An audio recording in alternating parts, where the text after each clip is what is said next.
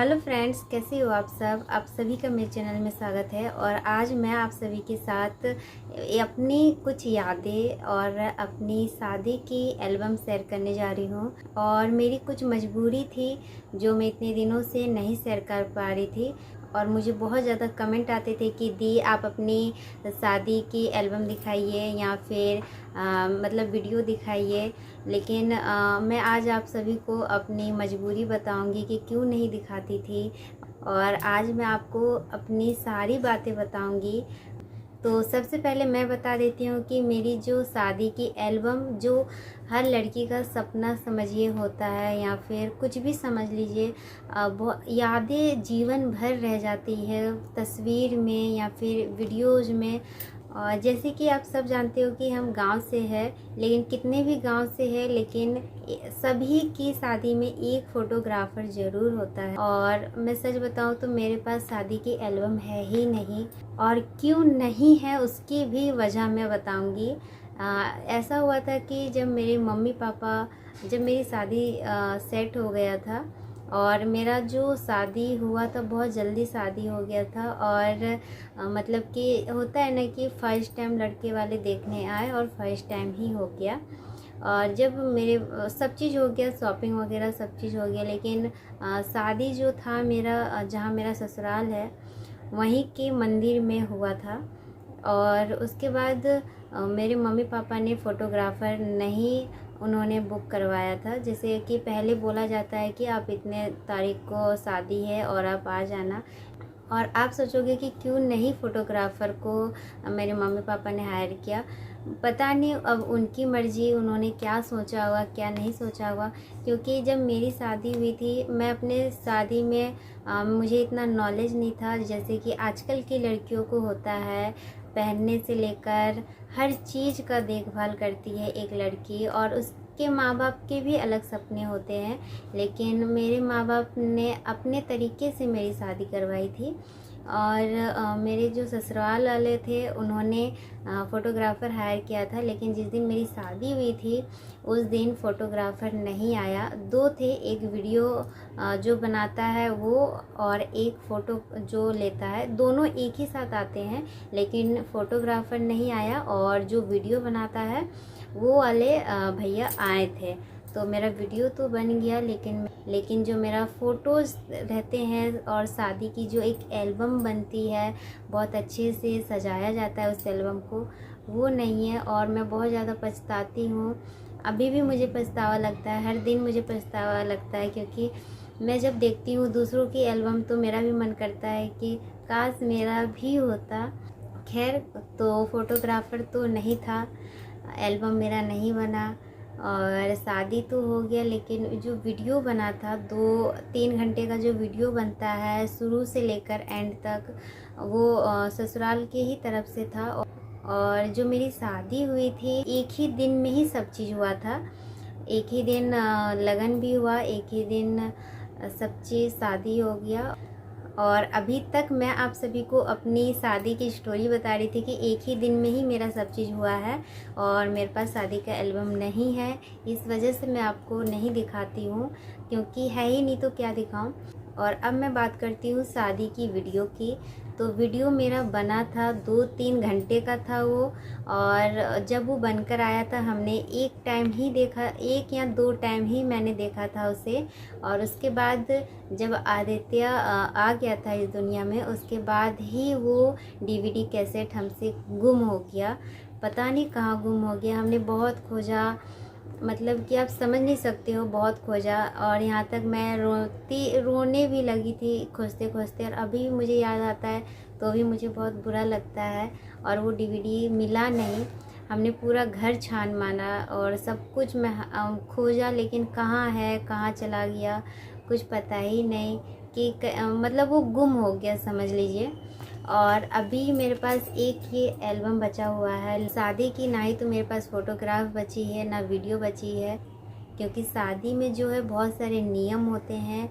और जयमाला वगैरह सब चीज़, सिंदूरदान वगैरह सब चीज़, कुछ भी नहीं रहा मेरे पास। थोड़ा सा बस कुछ निशानी बचा हुआ है मेरी शादी के, फ़ोटो बचे हुए हैं। और ये फ़ोटो वो एल्बम है जो शादी के बाद एक दिन शादी हो गया, उसके बाद रात के बाद जब सुबह होती है उसके बाद कुछ छोटे मोटे नियम होते हैं, वो हर घर में होते होंगे, वही इसमें है। तो चलिए मैं इसी को आपको दिखाती हूँ और आपको ज़रूर अच्छा लगेगा।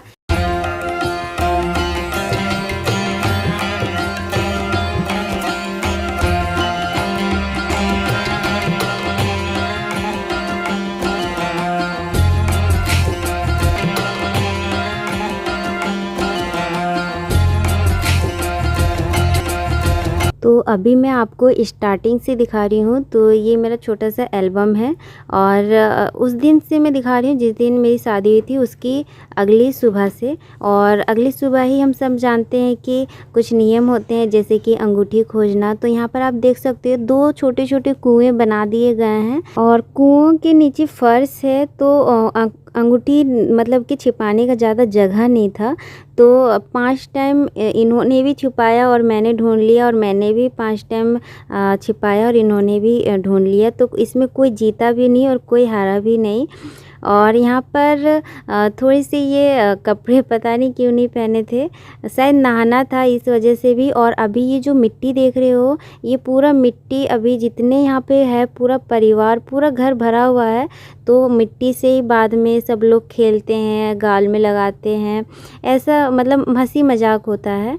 और अंगूठी खोजने के बाद यहाँ पर कुछ ऐसे नियम होते हैं जो मिट्टी के ही 5 लड्डू होते हैं, और ये 7 या फिर 11 बार मतलब कि एक दूसरे को मारना होता है। लेकिन कोई मारता नहीं है, बस एक नियम होता है। तो वो नियम जैसे कि पीठ के पीछे से ऊपर से बस ऐसे गिरा दे रहे थे हम लोग। और यहाँ पर सब लोग हंस रहे थे कि ये सभी लोग बोल रहे थे कि मुझे ही बोल रहे थे कि अभी ही मारने का चांस है, जितना मारना है मार लो, कोई कुछ नहीं बोलेगा।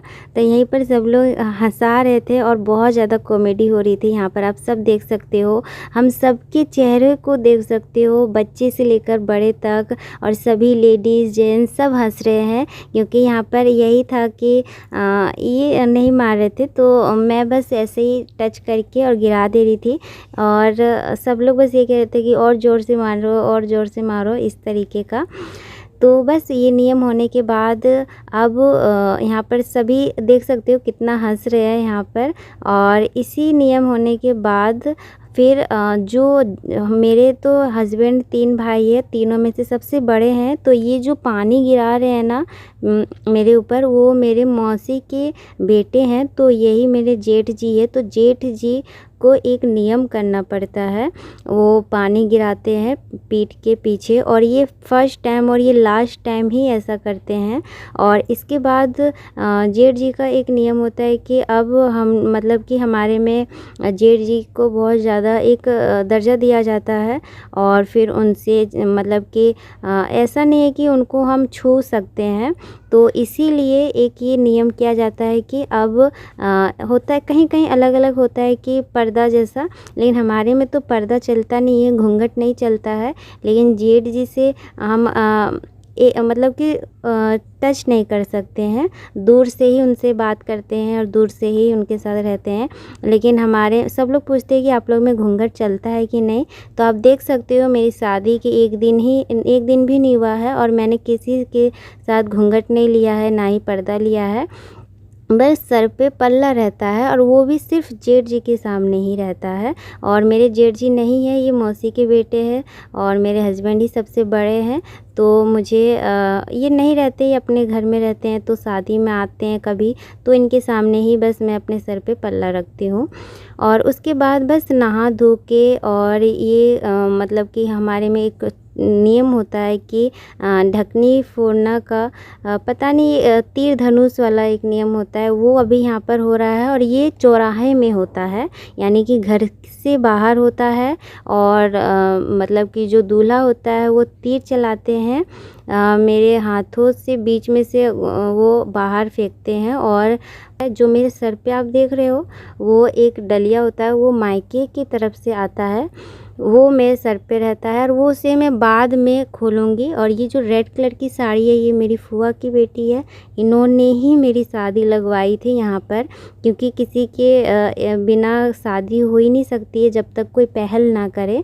तो ये मेरी फूआ की बेटी है, मेरी दीदी, इन्होंने ही मेरी शादी करवाई थी यहाँ पर। और ये यहीं पर भी रहती है, जहाँ मेरा ससुराल है वहीं पर भी ये भी रहती है। इनका भी घर मेरे घर के से ज़्यादा दूर नहीं है, बस थोड़ा सा ही दूर है। तो अभी यहाँ पर सारे नियम हो चुके हैं और ये जो मेरे हाथ में आप देख रहे हो ये ढकनी इसे हम बोलते हैं। और इसमें काजल वगैरह लगाकर फिर दूर थोड़े थोड़े दूर में इसे हम रखते हैं। फिर पीछे से तीर धनुष का एक नियम होता है, शायद आप लोगों को पता होगा कि नहीं पता होगा। बहुत सारे नियम होते हैं, इसमें थोड़े से है वही इसमें फ़ोटो है जो वही मैं बता रही हूँ, बाकी तो और भी कितने सारे नियम होते हैं। फिर नहाने से पहले एक मौली धागा को खोलकर और एक हमारे में लोहा भी पहनाया जाता है, वो वाला नियम इसमें नहीं है। और अभी यहाँ पर वही ये तस्वीर है जो मैंने अपनी मैरिज एनिवर्सरी के दिन एक फ़ोटो अपने थंबनेल में लगाया हुआ था, तो ये वही वाली तस्वीर है। और यहाँ पर मेरी आप देख रहे हो मेरे सर के जो ऊपर है ये, अभी मैं बाद में जब वो खोलूँगी तो वो जितने उसके अंदर जो सामान होगा सब लोग जो मेरे आगे पीछे थे वो सब लेकर मतलब कि खाते हैं, उसमें कुछ खाने का ही चीज़ रहता है। और अभी यहाँ पर आप देख सकते हो हमने सारे नियम कर लिए हैं और घर के बाहर जितने नियम थे वो अभी हो चुके हैं और मैं अभी आपको फ़ोटो से ही समझा रही हूँ। और उसके बाद अभी हम लोग घर चले जाते हैं और पर 11 लेडीज़ हम लोग को इस तरह से चावल छीक के और चुमावन करती है और यहाँ पर तिलक करती है। और जब भी तिलक होता है वो मेरे हस्बैंड के सर के ऊपर आप देख सकते हो किसी ने पल्ला लेकर रखा होता है, वो मम्मी मौसी होती है यही सब। और मेरी एल्बम में बहुत सारी इसमें इसी दिन की फ़ोटो थी, लेकिन जिसमें जो जो आया था वो अपने अपने घर भी ले गए पहले कि इसमें हम ले जाते हैं अपने घर। तो यहाँ पर जो पिंक साड़ी में ये मेरी मौसी सास है जो हमारे तिलक कर रही थी, और उसके बाद जो ये येलो कलर की साड़ी में है ये मेरी मामी सास है। और इसी तरह सब लोग करते हैं। और यहाँ पर आप देख सकते हो ये वही भैया है जो चेयर में बैठे हैं जिन्होंने पानी गिराने का मेरे ऊपर नियम किया था। और ये जो बीच में आप देख रहे हो वाइट शर्ट में ये मेरे नंदोई जी है, मेरे ननद के हस्बैंड, और एक ही ननद है मेरी। और ये जो मेरे जेठ जी है ये मेरे मौसी मेरी सास 4 बहन होती है तो वो सबसे बड़ी वाली मौसी के बेटे हैं। और यहाँ पर मेरी सासू माँ हम लोग का तिलक कर रही है और जो ब्लैक साड़ी पहनी है वो मेरी छोटी वाली मौसी है। और जो पीली कलर की साड़ी में उन्होंने रखा है वो चावल उनके ऊपर मतलब कि लोग छाना जाता है, मतलब कि डायरेक्ट सर पे नहीं गिराया जाता है। और यहाँ पर मेरी ननद जी है, हमारी दीदी मेरे हस्बैंड से भी ये बड़ी है। और उसके बाद अब सारे नियम ख़त्म हो गए हैं तो एक लोटा पानी से ये मेरी सासू माँ चारों तरफ करती है ताकि बस बुरी नज़र से सब बच के रहें। और ये पानी नाखून में नहीं पड़ाया जाता है, कहते हैं कि अपने नाखून वाखून को सब बचा के रखना चाहिए इस पानी से। उसके बाद ये लास्ट नियम है जो कि है जेठ जी और मेरा। तो यहाँ पर आप देख सकते हो मैंने कैसे उनका पैर पकड़ रखा है, सब लोग बोल रहे थे। और छत पे कुछ लगाया जाता है, इसका नाम अभी मुझे नहीं पता। और यहाँ पर बस अभी नेक देते हैं मेरे जेठ जी और सारे नियम ख़त्म। उसके बाद फिर ये जब मैं तैयार होती हूँ तो अभी इसके बाद ही मैं पत फेरों की रस्म के लिए निकल जाती हूँ अपने मायके। तो उससे पहले कि कुछ ये फ़ोटो है, क्योंकि शादी में फ़ोटोग्राफ़र नहीं आया था और वो बहुत ज़्यादा बोल रहे थे कि बहाना कर रहे थे कि ये हो गया वो हो गया।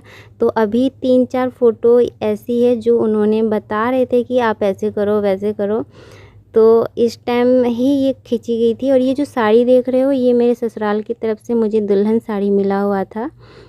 ये वही साड़ी है। और बस ये कुछ छोटी मोटी तस्वीरें हैं, और शादी की एल्बम तो है नहीं, तो शायद मेरे नसीब में नहीं था, इस वजह से उस दिन फ़ोटोग्राफ़र नहीं आया, नहीं तो वो भी अभी मैं आपको दिखाती। और बस पतफेरों की रस्म के जाने से पहले ये कुछ तस्वीरें हम दोनों के साथ में, और फ़ोटोग्राफ़र ही बोल रहा था कि आप ऐसे करो, आप वैसे करो।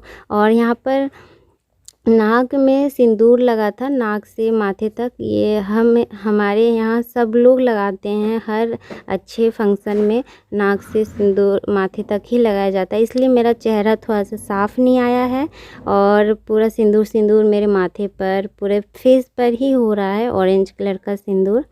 तो ये थी मेरी कुछ तस्वीरें, और शायद आप सभी को अच्छी लगी होगी। मैंने पूरी कोशिश की है कि मैं अच्छे से आपको सभी चीज़ समझा पाऊँ।